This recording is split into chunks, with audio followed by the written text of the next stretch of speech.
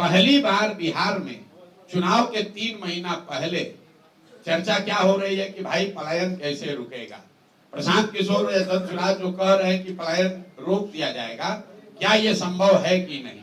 इस पर तेजस्वी यादव भी बोल रहे हैं, लालू जी भी बोल रहे हैं, सम्राट चौधरी भी बोल रहे हैं, जदयू वाले भी बोल रहे हैं। तो पहली बार यहाँ बात हो रही है बेरोजगारी और पलायन की।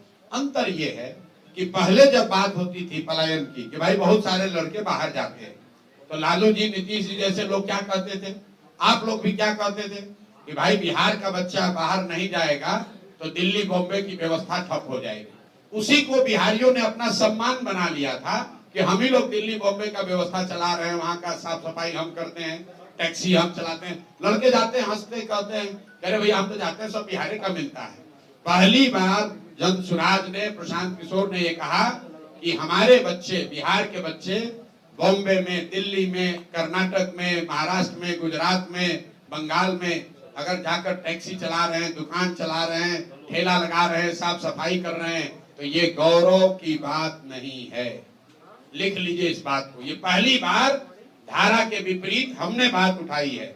ये गौरव की बात नहीं है, काम कोई भी खराब नहीं है, लेकिन अपने बाल बच्चों का पेट भरने के लिए मजबूरी में गया से, औरंगाबाद से यहाँ के अपना घर परिवार छोड़कर बॉम्बे में जाकर ठेला लगाना, ये गौरव की बात नहीं है।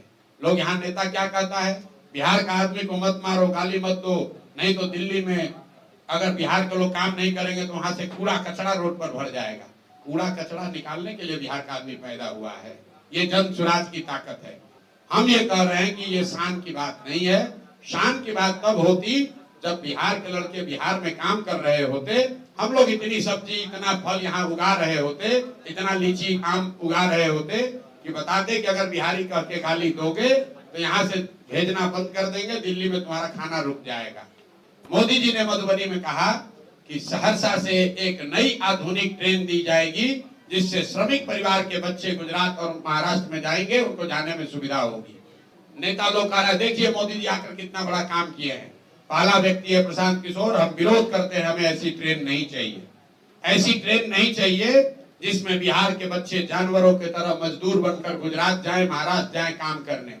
अरे आपको ये भी नहीं समझ में आ रहा है मोदी जी क्या कह रहे हैं कि श्रमिक परिवार के बच्चे, मतलब पूरा बिहार का जो बच्चा है वो श्रमिक परिवार है, और वो श्रमिक परिवार के आपके बच्चों को गुजरात में जाकर नौकरी मजदूरी करने के लिए आपको ट्रेन दे रहे हैं।